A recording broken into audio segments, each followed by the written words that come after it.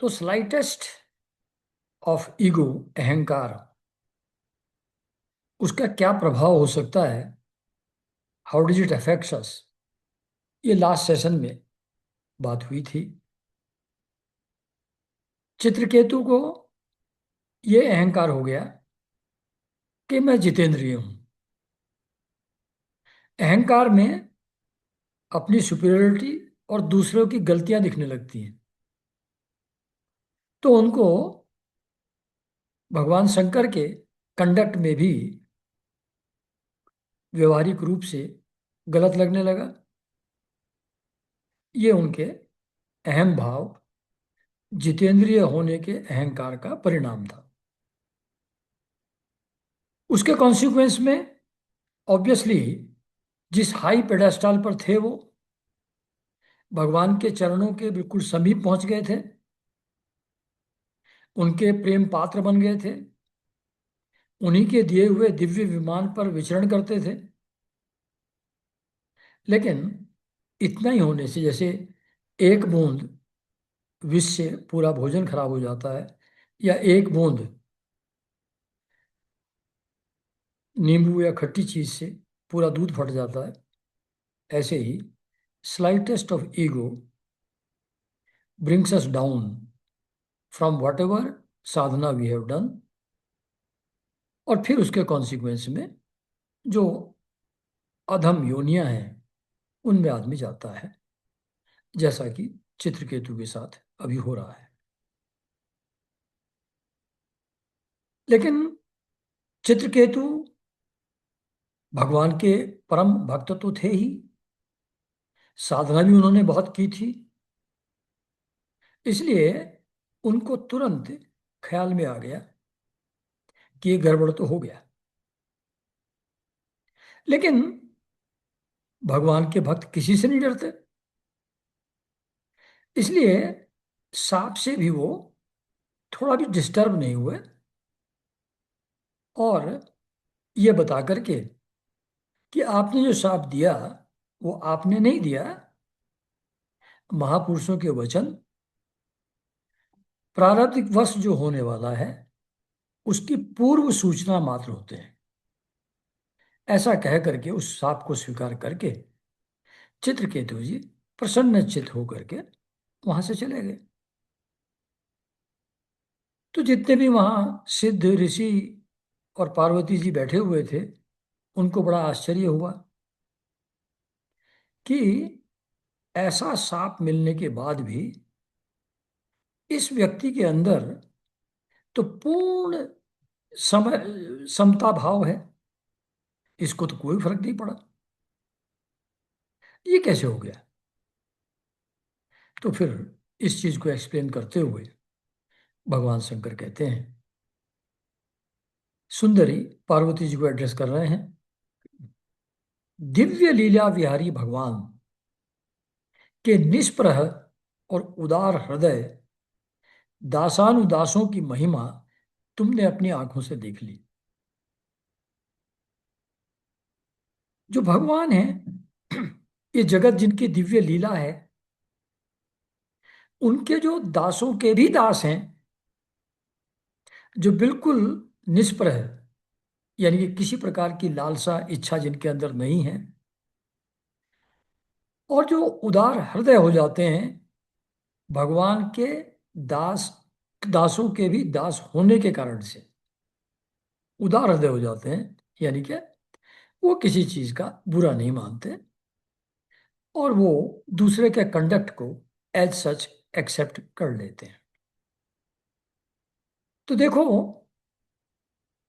जो भगवान के दासों के भी दास हैं उनकी क्या महिमा है, ये आप लोगों ने अभी देखा चित्रकेतु के कंडक्ट में। ऐसा भगवान शंकर पहले श्लोक में कहते हैं। जो लोग भगवान के शरणागत होते हैं वे किसी से भी नहीं डरते, क्योंकि शरणागति का मतलब ही ये है कि मैं कुछ नहीं, सब कुछ करने वाले तो प्रभु हैं, ईश्वर है, भगवान है। तो फिर जब परम शक्ति का आश्रय मुझको प्राप्त है, जब मैं उनकी शरण में हूं, तो मेरा जो भी कुछ है वो उन्हीं के हाथ में है। तो फिर जब परम शक्ति के साथ मैं हूं, उनकी शरण शरण में हूं, तो किसी दूसरे से क्या डर? दूसरे की पोजीशन ही क्या है उनके सामने? क्योंकि जो भगवान के शरणागत होते हैं वे स्वर्ग, मोक्ष और नरकों में भी एक ही वस्तु, केवल भगवान के ही समान भाव से दर्शन उनको होते हैं। जो भगवान के शरणागत हैं उनको स्वर्ग, मोक्ष, नरक, जीव जंतु, पेड़ पौधे, पत्थर, सभी में समान भाव से ईश्वर के ही दर्शन होते हैं। जब सब कुछ ईश्वर ही है, फिर किससे, किसको, किस चीज का डर? सभी तो वही हैं। जीवों को भगवान की लीला से देह का संयोग होने के कारण सुख दुख, जन्म मरण, शाप अनुग्रह आदि द्वंद्व प्राप्त होते हैं। तो भगवान की लीला से जीव को देह का संयोग होने के कारण, मतलब जीव देह के साथ संयुक्त होता कैसे है? अपने आप तो हो नहीं जाता, वो भी भगवान की ही लीला है। तो भगवान की लीला से जीव को, जीव किसी देह में प्रवेश कर जाता है, देह को अपना लेता है, देह के साथ उसका संयोग हो जाता है। और जो वो देह के साथ जब उसका संयोग होता है, तो उस देह के कारण उसको सुख और दुख, देह का मतलब यहां मन बुद्धि चित्त और अहंकार से भी है।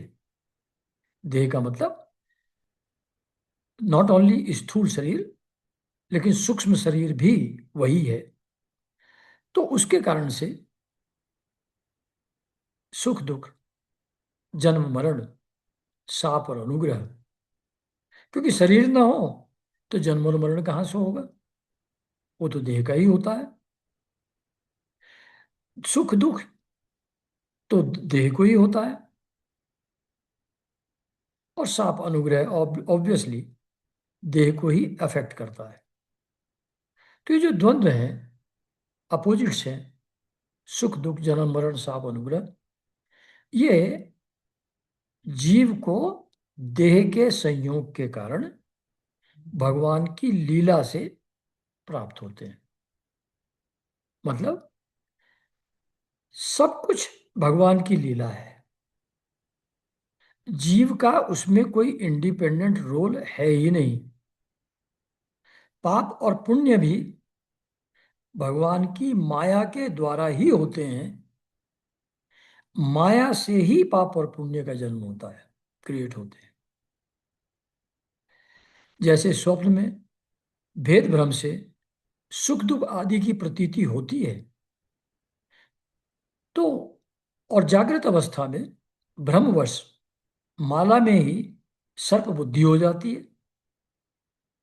वैसे ही मनुष्य अज्ञानवश आत्मा में देवता, मनुष्य आदि का भेद तथा गुण दोष आदि की कल्पना कर लेता है। देखिए कितना बढ़िया बता रहे हैं। एक मिनट, क्या हुआ? हम्म, हाँ।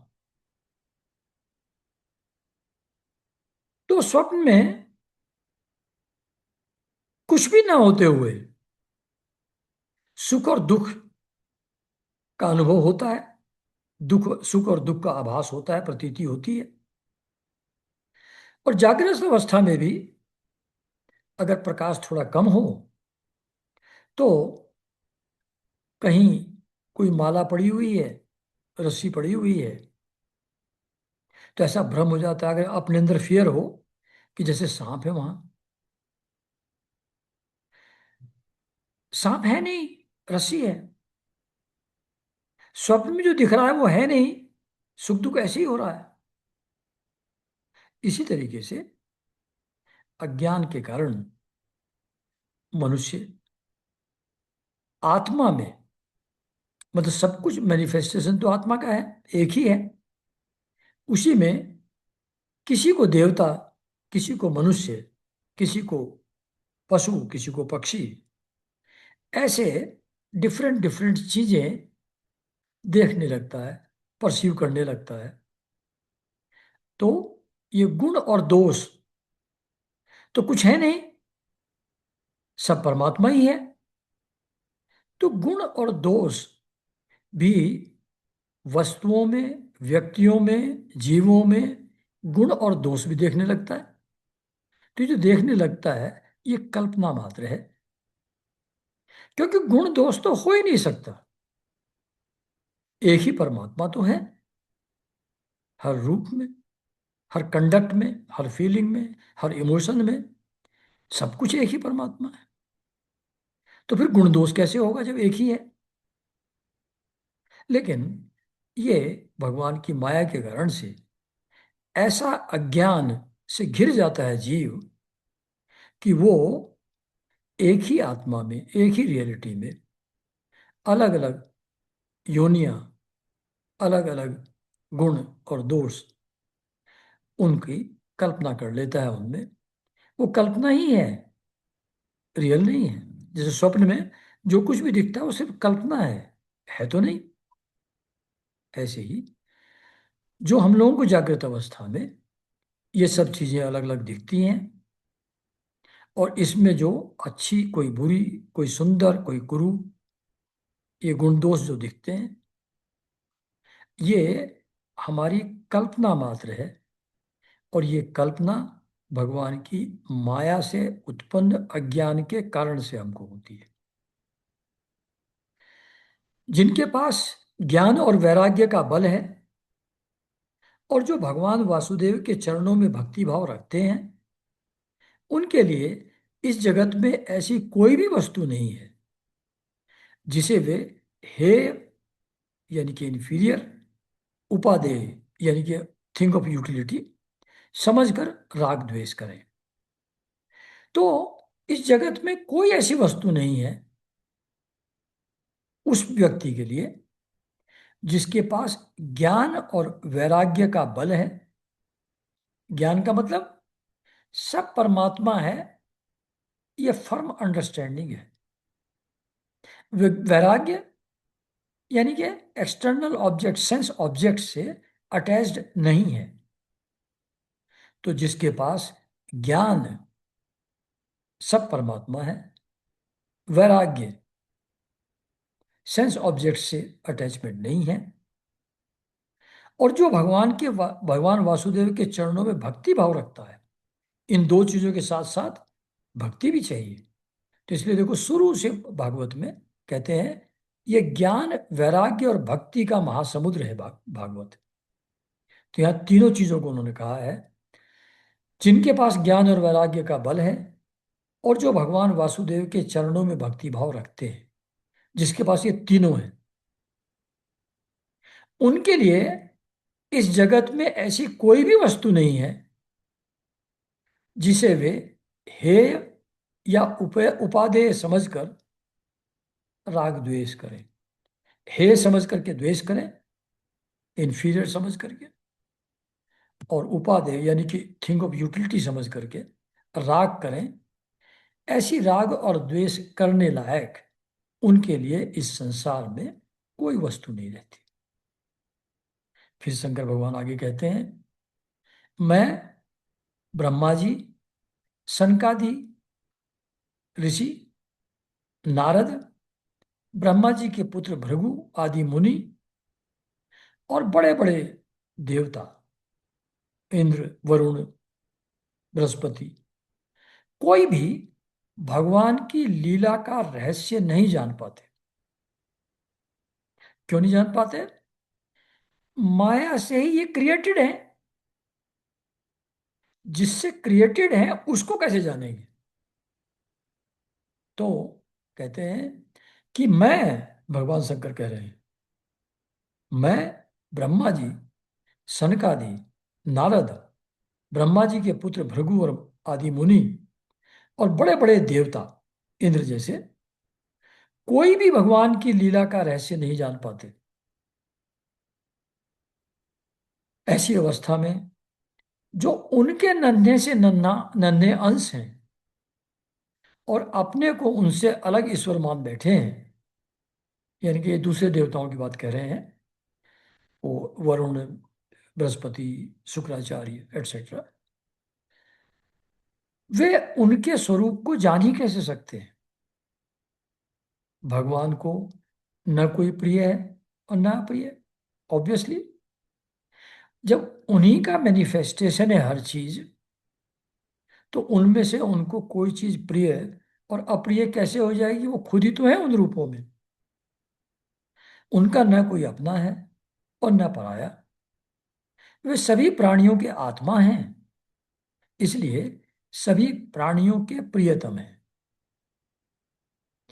मतलब हम लोगों के अंदर जो चेतना का आभास होता है, हम अपने आप को अलाइव एंड अवेक महसूस करते हैं।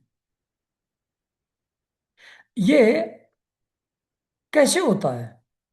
ऑब्वियसली जो यूनिवर्सल कॉन्शसनेस है, उसी का रिफ्लेक्शन हमारे अंदर भी है, जिसके कारण से हमको ऐसा आभास होता है।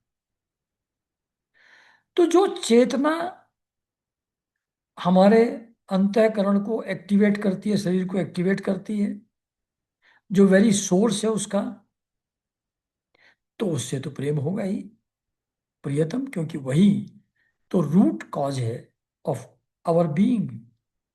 हमारे होने का रूट काज ही वही है, चेतना। तो ये जो आत्मा है, ये सभी प्राणियों की प्रियतम है, मोस्ट लव्ड जो तत्व है, एलिमेंट है, वो आत्मा है। प्रिय, पार्वती जी को कहते हैं, यह परम भाग्यवान चित्रकेतु उन्हीं का प्रिय अनुचर, शांत और समदर्शी है। ही डजंट डिस्टिंग्विश, उसके अंदर द्वंद्व भाव नहीं है, गुड और बैड का आइडिया नहीं है।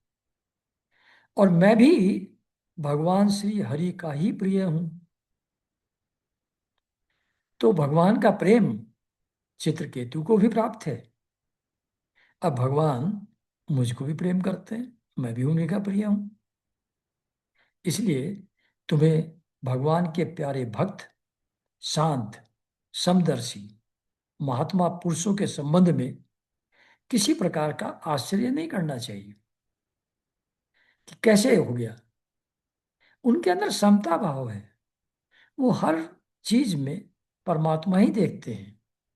किसी चीज से उनका राग द्वेष नहीं है। उनके लिए कोई अपना और कोई पराया उन समदर्शी महात्माओं के लिए भी नहीं है, चित्रकेतु जैसे। ऐसा शंकर भगवान बताते हैं पार्वती जी को। तो फिर सुखदेव जी आगे कहानी को बढ़ाते हुए परीक्षित जी को बता रहे हैं कि भगवान शंकर का यह भाषण सुनकर भगवती पार्वती की चित्तवृत्ति शांत हो गई और उनका विस्मय जाता रहा।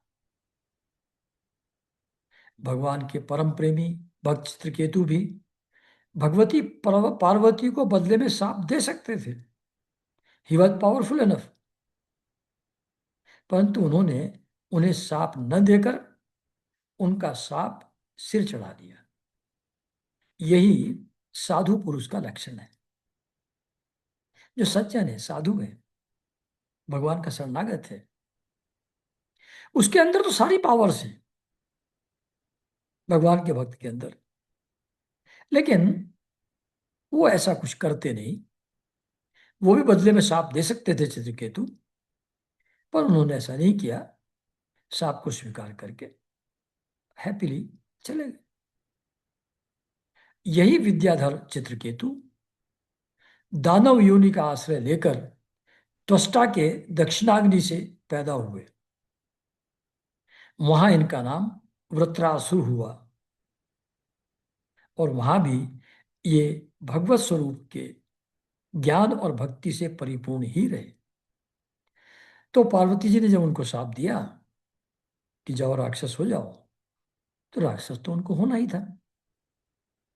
तो त्वष्टा जो ऋषि थे, उन्होंने जब आहुति डाली इंद्रघाती पुत्र पैदा करने के लिए, तो उससे ये चित्रकेतु वृत्रासुर के रूप में प्रकट हुए, उत्पन्न हुए। लेकिन जो भी ज्ञान ध्यान साधना हम लोग करते हैं, दैट डजंट गो वेस्ट। वो अगले जन्म में वहीं से यात्रा शुरू होती है।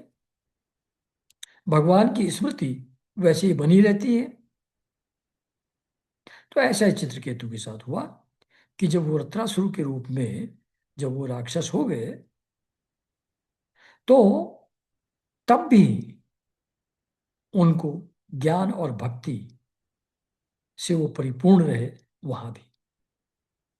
तुमने मुझसे पूछा था कि वृत्रासुर का दैत्य योनि में जन्म क्यों हुआ और भगवान उसे भगवान की ऐसी भक्ति कैसे प्राप्त हुई। उसका पूरा पूरा विवरण मैंने तुम्हें सुना दिया। ये सुखदेव जी परीक्षित जी को बता रहे हैं। महात्मा चित्रकेतु का यह पवित्र इतिहास केवल उनका ही नहीं, समस्त विष्णु भक्तों का महात्मा है। ये जो क्वालिटी चित्रकेतु में थी, समता भाव, पावर होते हुए भी साप न देना, ये सिर्फ चित्रकेतु का महात्मा नहीं है, ये समस्त विष्णु भक्तों का महात्मा है। जो भी भगवान का भक्त है उसको उसके अंदर ये गुण होते ही हैं। जो इस परम पवित्र इतिहास को, चित्रकेतु और वृत्रासुर के इतिहास को जो सुनता है, वो समस्त बंधनों से मुक्त हो जाता है।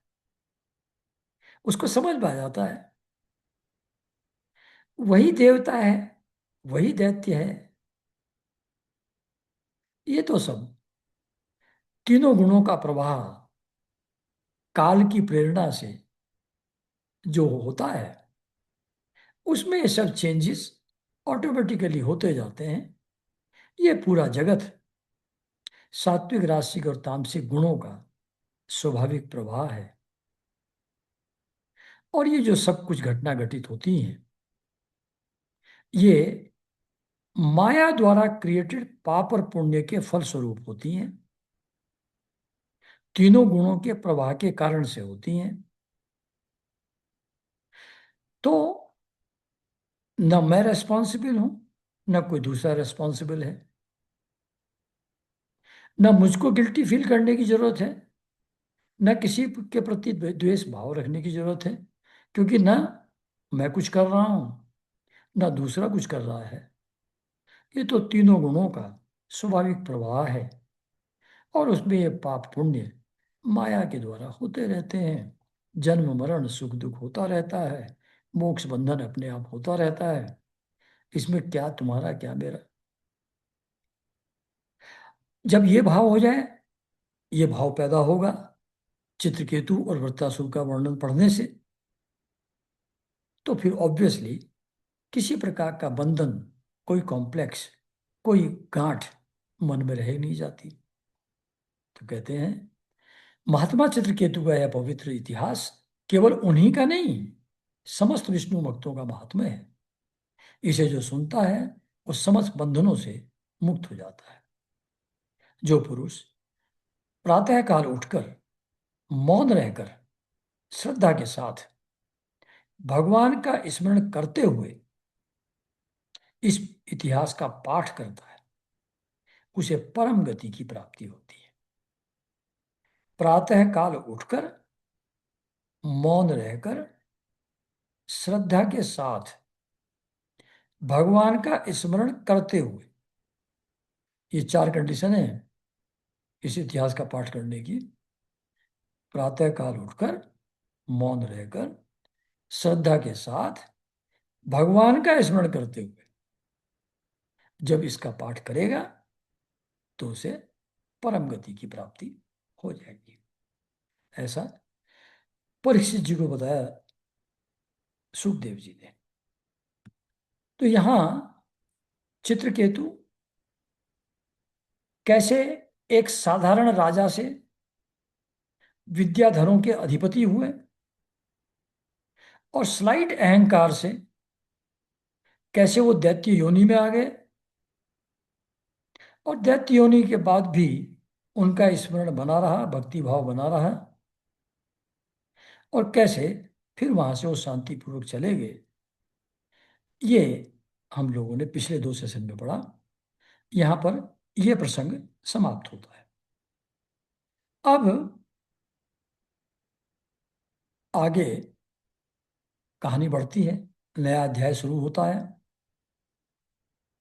अदिति और दिति की संतानों का तथा मरुदगणों की उत्पत्ति का वर्णन। तो कश्यप जी की 2 पत्नियां, वैसे तो बहुत सारी थी, उनमें से 2 थी, अदिति और दिति। अदिति से सारे देवता पैदा हुए, दिति से सारे असुर या दैत्य पैदा हुए, और इंद्र के साथ जो 49 मरुदगण हैं, वो उनके हेल्पर इंद्र के, वो कैसे पैदा हुए, उसका वर्णन अब नेक्स्ट सेशन में शुरू होता है। तो सुखदेव जी कहते हैं कि परीक्षित, सविता की पत्नी प्रश्नी के गर्भ से 8 संतानें हुई। सावित्री, व्याहृति, त्रयी, अग्निहोत्र, पशु, सोम, चातुर्मास्य और पंचमहायज्ञ। भग की पत्नी सिद्धि ने महिमा, विभु और प्रभु, ये 3 पुत्र और आशीष नाम की एक कन्या उत्पन्न की। यह कन्या बड़ी सुंदरी और सदाचारिणी थी। धाता की 4 पत्नियां थी। ये सब वो बता रहे हैं, वो जो दक्ष की अलग अलग पुत्रियों का अलग अलग ऋषि मुनियों के साथ शादी हुई थी, फिर इनको कौन कौन से बच्चे पैदा हुए वो बता रहे हैं। तो धाता की 4 पत्नियां थी, कुहू, सिनी वाली, राका और अनुमति। उनसे क्रमशः साय, दर्श, प्रातः और पूर्णमास, ये 4 पुत्र हुए। तो ये सारे जितने, मतलब मॉर्निंग, इवनिंग, नून टाइम, नाइट, और ये पूर्णमासी, अमावस्या एटसेट्रा, इन सबको भी पर्टिकुलर ऋषियों के पुत्र पुत्रियों के रूप में ही यहाँ दर्शित किया गया है। जिनको हम ऐसे टाइम समझते हैं, उनको भी इनकारनेशन बता रहे हैं, इनको भी पुत्र पुत्रियां बता रहे हैं ऋषियों की। धाता के छोटे भाई का नाम था विधाता। उनकी पत्नी क्रिया थी। उससे पुरुष्य नाम के 5 अग्नियों की उत्पत्ति हुई। वरुण जी की पत्नी का नाम चर्षणी था। उससे भृगु जी ने पुनः जन्म ग्रहण किया। इसके पहले वे ब्रह्मा जी के पुत्र थे, क्योंकि वो जो दक्ष प्रजापति का जो यज्ञ ध्वंस किया था, उसमें सब ये लोग मारे गए थे महादेव जी के द्वारा। तो भृगु जी ने पुनः जन्म लिया वरुण जी के यहाँ, चर्षणी के गर्भ से। महायोगी वाल्मीकि जी भी वरुण के प्रति पुत्र थे। वाल्मीकि से पैदा होने के कारण उनका नाम वाल्मीकि पड़ गया था। उर्वशी को देखकर मित्र और वरुण दोनों का वीर्य स्खलित हो गया था। ऐसी ब्यूटी दिखाई पड़ी, काम वासना इतनी प्रज्वलित हो गई कि देख करके ही उनका वीर्य स्खलित हो गया। उसे उन लोगों ने घड़े में रख दिया। उसी से मुनिवर अगस्त्य और वशिष्ठ जी का जन्म हुआ। तो मित्र और अरुण जो वरुण जो देवता थे दो, उर्वशी को देख करके उनका वीर्य स्खलित हुआ, उसको घड़े में रखा। तो एक के वीर्य से अगस्त्य और दूसरे के वीर्य से वशिष्ठ जी का जन्म हुआ। मित्र की पत्नी थी रेवती, उनके 3 पुत्र हुए, उत्सर्ग, अरिष्ट और पिप्पल। उसके 3 पुत्र हुए, उत्सर्ग, अरिष्ट और पिप्पल, हाँ रेवती के। प्रिय परीक्षित परीक्षित देवराज इंद्र की पत्नी थी पुलोम नंदिनी शची। उनसे हमने सुना है उनके 3 पुत्र हुए, जयंत, ऋषभ और मीढ़वान। ये 3 इंद्र के पुत्र हैं। स्वयं भगवान विष्णु ही बलि पर अनुग्रह करने के और इंद्र का राज्य लौटाने के लिए माया से वामन यानी कि उपेंद्र के रूप में अवतीर्ण हुए थे। उन्होंने 3 पग पृथ्वी मांगकर तीनों लोक नाप लिए थे। उनकी पत्नी का नाम कीर्ति था। उससे ब्रह्मलोक नाम का पुत्र हुआ। उसके सौभग आदि कई संतानें हुई। कश्यप नंदन भगवान वामन ने माता अदिति के गर्भ से क्यों जन्म लिया और इस अवतार में उन्होंने कौन से गुण, लीलाएं और पराक्रम प्रकट किए, इसका वर्णन मैं आगे 8वें स्कंद में करूंगा, ऐसा कह रहे हैं। तो कश्यप नंदन भगवान वामन ने अदिति के गर्भ से क्यों जन्म लिया, इसको आगे बताएंगे।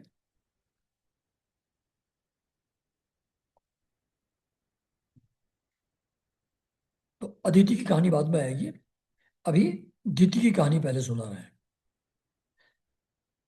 प्रिय परीक्षित, अब मैं कश्यप जी की दूसरी पत्नी दिति से उत्पन्न होने वाली उस संतान परंपरा का वर्णन सुनाता हूं जिसमें भगवान के प्यारे भक्त श्री प्रहलाद जी और बलि का जन्म हुआ। दिति के दैत्य और दानवों के वंदनीय 2 ही पुत्र हुए, हिरण्यकशिपु और हिरण्याक्ष। मतलब असुरों के और दैत्यों के जो पूर्वज हैं, फर्स्ट जनरेशन है उनकी, वो थे हिरण्यकशिपु और हिरण्याक्ष। ये दोनों दिति के पुत्र थे और दिति ऋषि कश्यप की पत्नी थी। हिरण्यकशिपु की पत्नी दानवी कयाधु थी। उसके पिता जंब ने उसका विवाह हिरण्यकशिपु से कर दिया था। कयाधु के 4 पुत्र हुए, संराद, अनुराध, ह्राद और प्रहलाद। इनकी सिंघी नाम की एक बहन भी थी। उसका विवाह विप्रचिति नामक दानव से हुआ। उससे राहु नामक पुत्र की उत्पत्ति हुई। तो प्रहलाद जी की बहन थी विप्रचित सिंघिका। सिंघिका प्रहलाद की बहन थी। उसका विवाह विप्रचिति नामक दानव से हुआ। उसका पुत्र था राहु। यह वही राहु है जिसका सिर अमृतपान के समय मोहिनी रूपधारी भगवान ने चक्र से काट लिया था। सहराद की पत्नी थी कृति। उससे पंचजन नामक पुत्र उत्पन्न हुआ। ह्राद की पत्नी थी धमनी। उसके 2 पुत्र हुए, वातापी और इलवल। इनकी कहानी बाद में आएगी। हाँ, इस इलवल ने महर्षि अगस्त्य के आतिथ्य के समय वातापी को पकाकर उन्हें खिला दिया। दोनों भाई थे, वातापी और इलवल। लेकिन बदला लेने के लिए किसी राजा से उसने अपने भाई को ही काट करके महर्षि अगस्त के सामने परोस दिया भोजन के रूप में। ये कहानी फिर बाद में आएगी। अनुराध की पत्नी सुरम्या थी। उसके दो पुत्र हुए, बाष्कल और महिषासुर। महिषासुर का नाम तो आप लोग सुनते रहते हैं। उसमें जो अपना दुर्गा सप्तशती। प्रहलाद का पुत्र था विरोचन। उसकी पत्नी देवी के गर्भ से दैत्यराज बलि का जन्म हुआ। तो प्रहलाद जी के पुत्र थे विरोचन, उनके पुत्र थे बलि। बलि की पत्नी का नाम असना था। उसके बाण आदि 100 पुत्र हुए, बाणासुर। दैत्यराज बलि की महिमा गान करने योग्य है, उसे मैं आगे 8वें स्कंद में सुनाऊंगा। बलि का पुत्र बाणासुर भगवान शंकर की आराधना करके उनके गणों का मुखिया बन गया। मतलब जो उनके अनुचर थे, उनके सेवक थे भगवान शंकर के, उनका हेड बन गया वो अ, बाणासुर, जो बलि का पुत्र था। आदि भगवान शंकर उसके नगर की रक्षा के लिए करने के लिए उसके पास ही रहते हैं। कहते हैं ना कि भगवान भक्त के अधीन होते हैं। तो बाणासुर ने जो भगवान शंकर की आराधना की, तो उसको वर स्वरूप भगवान शंकर उसकी राजधानी और राज्य की सुरक्षा के लिए उसके पास ही रहने लगे। दिति के हिरण्यकशिपु और हिरण्याक्ष के अतिरिक्त 49 पुत्र और थे। उन्हें मरुदगण कहते हैं। वे सब निसंतान रहे। देवराज इंद्र ने उन्हें अपने ही समान देवता बना लिया। तो ये जो डिस्टिंक्शन है देवता और राक्षस का, कोई बहुत बड़ी चीज नहीं है। बदलते भी रहते हैं, अलग अलग जन्म में तो बदलते ही हैं, सेम जन्म में भी बदल जाते हैं कभी कभी। तो देवराज इंद्र ने जो दिति के हिरण्यकशिपु हिरण्याक्ष के अलावा 49 पुत्र जो और थे, उनको देवराज इंद्र ने अपने ही समान देवता बना लिया और अपने साथ उनको लेकर के स्वर्ग चले गए। राजा परीक्षित ने पूछा कि भगवान, मरुदगण ने ऐसा कौन सा सत्कर्म किया था जिसके कारण वे अपने जन्मजात असुरोचित भाव को छोड़ सके और देवराज इंद्र के द्वारा देवता बना लिए गए? ऐसा कौन सा उनका कर्म था? ब्राह्मण, मेरे साथ यहाँ की सभी ऋषि मंडली यह बात जानने के लिए अत्यंत उत्सुक है। अतः आप कृपा करके विस्तार से वह रहस्य बताइए जिसके कारण से मरुदगणों ने असुर स्वभाव छोड़ दिया और उनको इंद्र ने अपने समान देवता बना लिया और अपने साथ स्वर्ग ले गए। इसका क्या रहस्य है, इसकी क्या कहानी है, ये हमको सुनाइए। ऐसा परीक्षित जी पूछ रहे हैं सुखदेव जी से। तो फिर सूत जी कहते हैं, सूत जी वहां बैठे हुए हैं। सीतापुर डिस्ट्रिक्ट में कौन सी जगह है वो हाँ, नामी सारण्य। तो वहां बैठे हुए हैं। तो ये कहानी एक्चुअली जो सारी हम लोग पढ़ रहे हैं, ये सूत जी शौनक जी ऋषियों को सुना रहे हैं। उसमें फिर जब सुनाते हैं तो सूत जी ये बीच बीच में बताते हैं कि कैसे सुखदेव जी ने वो कहानी परीक्षित जी को सुनाई थी। तो ये सब बीच बीच में चलता रहता है। तो सूत जी कहते हैं कि शौनक जी, राजा परीक्षित का प्रश्न थोड़े शब्दों में बड़ा सारगर्भित था। उन्होंने बड़े आदर से पूछा भी था। इसलिए सर्वज्ञ श्री सुखदेव जी महाराज ने बड़े प्रसन्न चित्त से उनका अभिनंदन किया और यूं कहा। उनके क्वेश्चन को बहुत रिलेवेंट समझ करके उसको वेलकम किया क्वेश्चन को, और फिर हैप्पीली उसका आंसर देने लगी।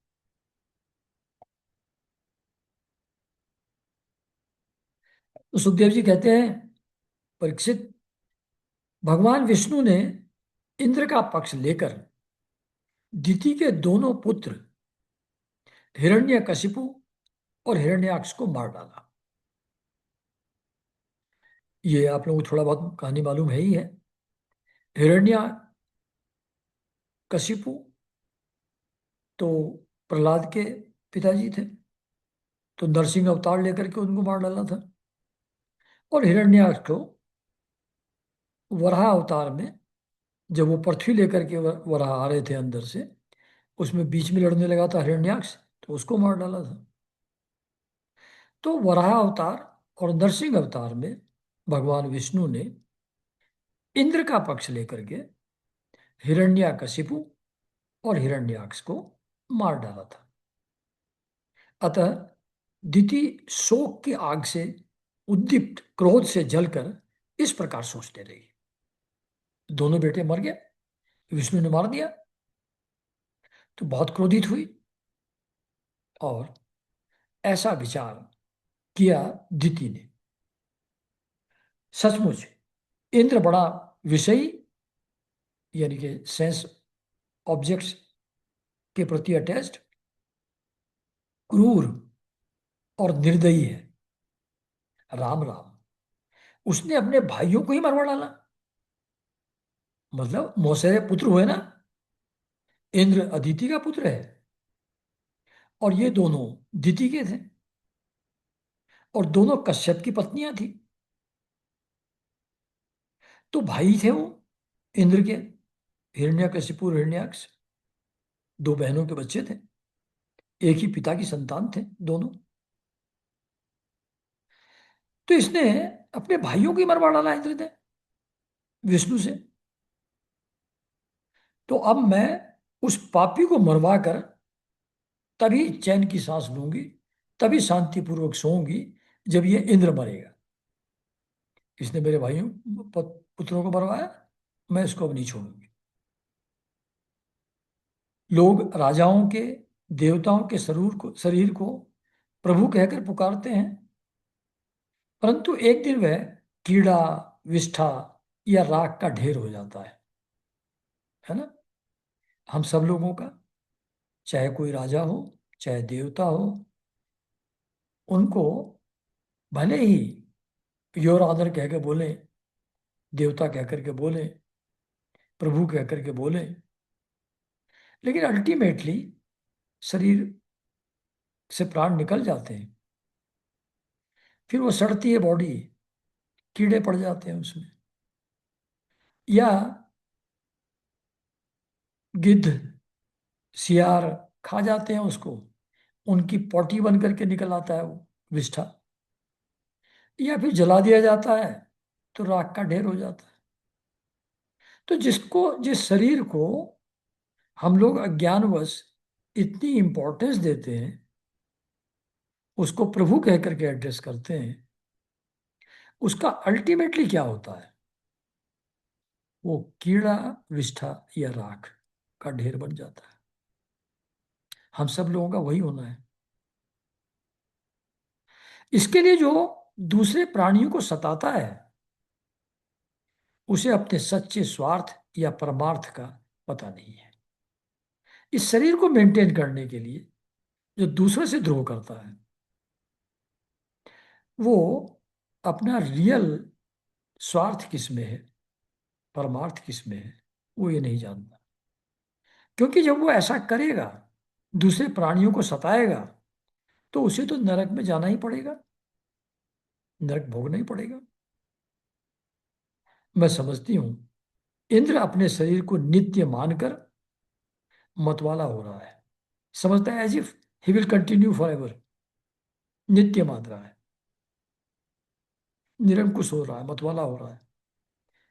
उसे अपने विनाश का पता ही नहीं है। विनाश तो उसका भी होना है। अब मैं वह उपाय करूंगी जिससे मुझे ऐसा पुत्र प्राप्त हो जो इंद्र का घमंड चूर चूर कर दे। तो अब उन्होंने ठान लिया, दिति जी ने, कि अब मैं कुछ ऐसा करूंगी, ऐसा पुत्र पैदा करूंगी जो इंद्र को मार डाले।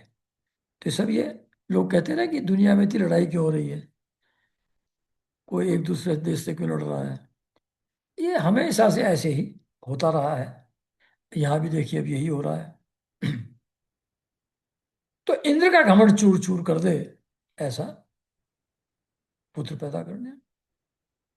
तो दिति अपने मन में ऐसा विचार करके सेवा शुश्रूषा, विनय और प्रेम और जितेंद्रियता आदि के द्वारा निरंतर अपने पति देव कश्यप जी को प्रसन्न रखने लगी। वो जानती थी कि जो मेरे पति हैं कश्यप, वो ऑल पावरफुल हैं, वो कुछ भी करने में समर्थ हैं। तो as a matter of strategy उनकी सेवा शुश्रूषा, विनय और प्रेम, जितेंद्रियता, मतलब अपनी जो सेंस और ऑब्जेक्ट्स के प्रति अट्रैक्शन है, उसको भी सप्रेस किया, कंट्रोल किया, जिससे इस गुण को देख करके भी कश्यप जी प्रसन्न हो। तो ये सब करके प्रसन्न रखने लगी, उनकी हर चीज का ख्याल रखने लगी। वह अपने पतिदेव के हृदय का एक एक भाव जानती रहती थी और परम प्रेम भाव, मनोहर एवं मधुर भाषण तथा मुस्कान भरी तिरछी चितवन से उनका मन अपनी ओर आकर्षित करती रहती थी। कश्यप जी महाराज बड़े विद्वान और विचारवान होने पर भी चतुर्दिति की सेवा से मोहित हो गए। भगवान भी भक्त के कंट्रोल में आ जाता है, तो बेचारे कश्यप जी क्या करते। तो उनको लगा वास्तव में यार, ये तो बहुत ही प्रेमी, बहुत ही अच्छी लेडी है, इतनी सेवा मेरी कर रही है, इतना प्रेम मुझसे करती है। तो उसके चतुर्दिति से मोहित हो गए और उन्होंने विवश होकर यह स्वीकार कर लिया कि मैं तुम्हारी इच्छा पूर्ण करूंगा। ऐसा वर ले लिया दिति जी ने कश्यप जी से। तो स्त्रियों के संबंध में कोई आश्चर्य की बात नहीं है, ये तो इनके बाएं हाथ का खेल है। और अच्छा, तो यहाँ जरा नॉर्मल लैंग्वेज यूज किया है अभी अ, सुखदेव जी ने। तो कहते हैं, हाँ तो भैया, यही लिखा है वर्ड यहाँ, हाँ तो भैया, मैं कह रहा था कि दीति ने भगवान कश्यप की बड़ी सेवा की, इससे वे बड़े प्रसन्न हुए। उन्होंने दीति का अभिनंदन करते हुए उससे मुस्कुराकर कहा, कश्यप जी ने, अनिंद्य सुंदरी, मतलब जिसमें निंदा करने लायक कुछ हो ही ना, अनिंद्य सुंदरी, प्रिय, मैं तुम पर प्रसन्न हूं, तुम्हारी जो इच्छा हो मुझसे मांग लो। पति के प्रसन्न हो जाने पर पत्नी के लिए लोक या परलोक में कौन सी अभीष्ट वस्तु दुर्लभ रह जाती है। सब कुछ मिल जाएगा अगर पति प्रसन्न है तो, इस लोक में भी परलोक में भी। शास्त्रों में यह बात स्पष्ट कही गई है कि पति ही स्त्रियों का परम आराध्य इष्ट देव है। प्रिय, लक्ष्मीपति भगवान वासुदेव ही समस्त प्राणियों के हृदय में विराजमान है। विभिन्न देवताओं के रूप में नाम और रूप के भेद से उन्हीं की कल्पना हुई है। अलग अलग देवता, अलग अलग नाम है, पर वो भगवान वासुदेव ही उन सब रूपों में है। सभी पुरुष चाहे किसी भी देवता की उपासना करें, उन्हीं की उपासना करते हैं, क्योंकि एट द कोर उनके हृदय में सबके तो भगवान वासुदेव ही हैं। ठीक वैसे ही स्त्रियों के लिए भगवान ने पति रूप धारण किया है। वे उनकी उसी रूप में पूजा करती हैं। जैसे सभी देवताओं में भगवान है, वासुदेव है, वैसे ही पति में भी है। तो स्त्रियां उनको उसी रूप में उनकी पूजा करती हैं। इसलिए प्रिय, ये कश्यप जी दीति को कह रहे हैं, अपना कल्याण चाहने वाली पतिव्रता स्त्रियां अनन्य प्रेम भाव से अपने पति देव की ही पूजा करती हैं, क्योंकि पति देव ही उनके परम प्रियतम आत्मा और ईश्वर हैं। कल्याणी, तुमने बड़े प्रेम भाव से, भक्ति से मेरी वैसी ही पूजा की है। अब मैं तुम्हारी सब अभिलाषाएं पूर्ण कर दूंगा। असतियों के जीवन में, जो सती नहीं है मतलब जो हु आर नॉट एब्सोल्युटली परायण टू देयर हस्बैंड, उनके जीवन में ऐसा होना दुर्लभ है। पर तुम तो सती हो, तुम्हारा तो अनन्य प्रेम अपने पति से है, उनका भगवान समझ करके तुम आराधना करती हो। इसलिए तुम्हारी सभी जो भी अभिलाषाएं हैं, डिजायर्स हैं, वो फुलफिल मैं करूंगा। तो बताओ क्या चाहिए। दीति ने कहा, ब्राह्मण, इंद्र ने विष्णु के हाथों मेरे 2 पुत्र मरवाकर मुझको निपुति बना दिया है। चाइल्डलेस हो गई मैं। इसलिए यदि आप मुझे मुंह मांगा वर देना चाहते हैं तो कृपा करके एक ऐसा अमर पुत्र दीजिए जो इंद्र को मार डाले। ये मांग लिए। परीक्षित, दीति की बात सुनकर कश्यप जी खिन्न होकर पछताने लगे। वे मन ही मन कहने लगे, हाय, आज मेरे जीवन में बहुत बड़े अधर्म का अवसर आ गया है। देखो तो सही, अब मैं इंद्रियों के विषय में सुख मानने लगा हूं। पत्नी ने थोड़ा मुस्कुरा करके देखा, अपने आप को अर्पित किया, उसी में सुख मानने लगा। स्त्री रूपणी माया ने मेरे चित्त को अपने वश कर लिया। हाय, आज मैं कितनी दीनहीन अवस्था में हूं। अवश्य ही अब मुझे नरक में गिरना पड़ेगा। इस स्त्री का कोई दोष नहीं है, क्योंकि इसने तो अपने जन्मजात स्वभाव का ही अनुसरण किया है। ये तो वेरी नेचर है औरतों का। दोष मेरा है जो मैं अपनी इंद्रियों को अपने वश में न रख सका और अपने सच्चे स्वार्थ और परमात्मा को न समझ सका। मुझ मूढ़ को बार बार धिक्कार है कि इसके माया जाल में फंस करके इसको वर दे बैठा। सच है, स्त्रियों के चरित्र को कौन जानता है। इनका मुंह तो ऐसा होता है जैसे शरद ऋतु का खिला हुआ कमल। बातें सुनने में ऐसी मीठी होती हैं मानो अमृत घोल रखा हो, परंतु हृदय वह तो इतना तीखा होता है कि मानो छुरे की पैनी धार हो।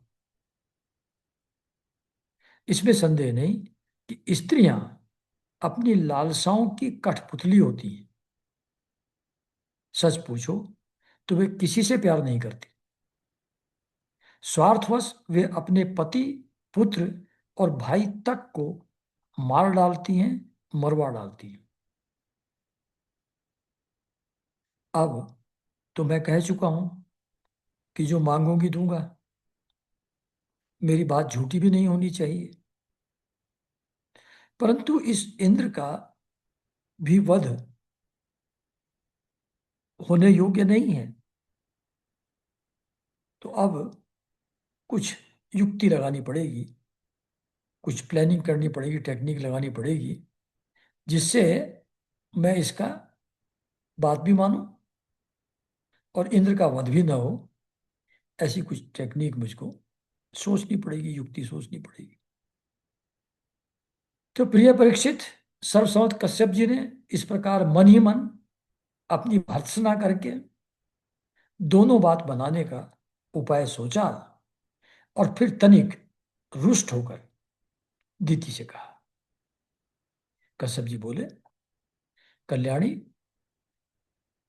यदि तुम मेरे बतलाए हुए व्रत का 1 वर्ष तक विधि पूर्वक पालन करोगी तो तुम्हें इंद्र को मार डालने वाला पुत्र पैदा होगा।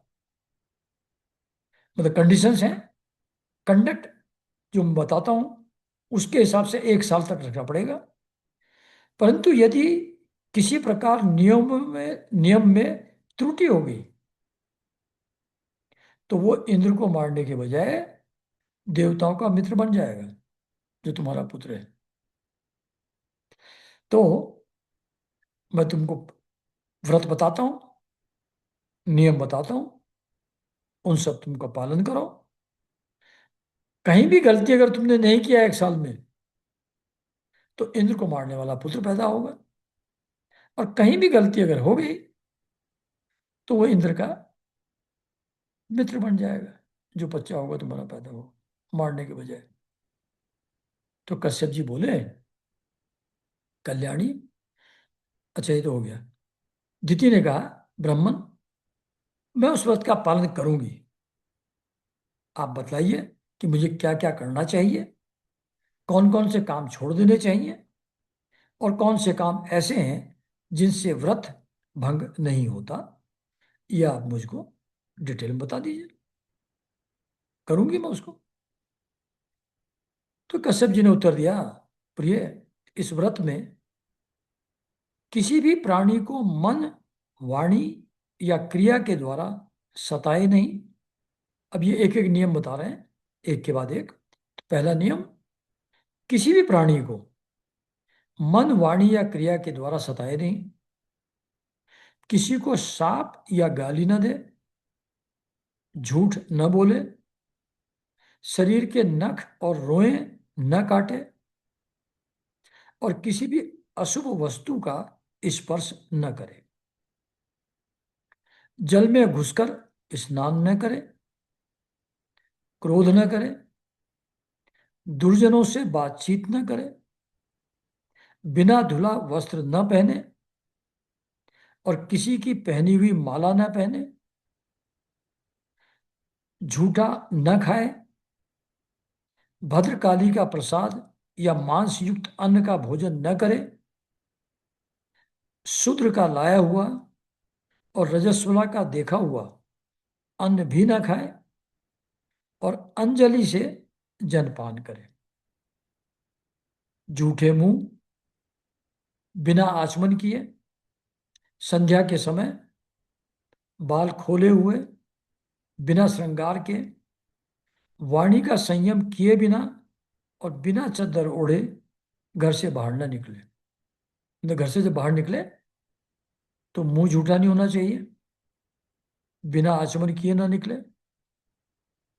और बाल खोले हुए हो न हो जब बाहर निकले, और बिना श्रृंगार के भी न हो, और वाणी का संयम किए बिना बिना चद्दर घर से न निकले, बिना पैर धोए, अपवित्र अवस्था में गीले पांवों से उत्तर या पश्चिम सिर करके दूसरे के साथ, या नग्न अवस्था में, या सुबह और शाम न सोए। दूसरे के साथ न सोए, नग्न अवस्था में न सोए, सुबह और शाम यानी कि सनसेट और सनराइज संध्या के समय न सोए। इस प्रकार इन निषिद्ध कर्मों का त्याग करके सर्वदा पवित्र रहे, धुला वस्त्र धारण करे, और सभी सभी सौभाग्य के चिन्हों से सुसज्जित रहे, मांग टीका, कुंडल उंडल, माला वाला सब ठीक से पहने। प्रातः काल प्रातः काल कलेवा करने के पहले ही गाय, ब्राह्मण, लक्ष्मी जी और भगवान नारायण की पूजा करें।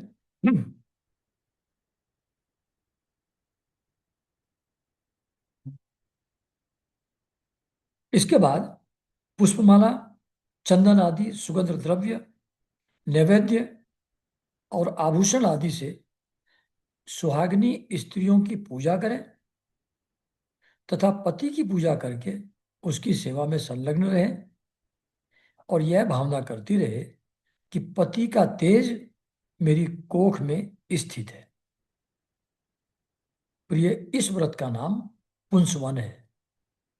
यदि 1 वर्ष तक तुम इसे बिना किसी त्रुटि के पालन कर सकोगी तो तुम्हारी कोख से इंद्रघाती पुत्र उत्पन्न होगा। तो यहां आज विराम देते समय हो गया है। और फिर आगे क्या हुआ अदिति जी का और कश्यप जी ने क्या टेक्निक कैसे यूजफुल हुई उनकी, ये हम लोग अगले सेशन में संडे को सुनेंगे, पढ़ेंगे। नमस्कार एवरीवन।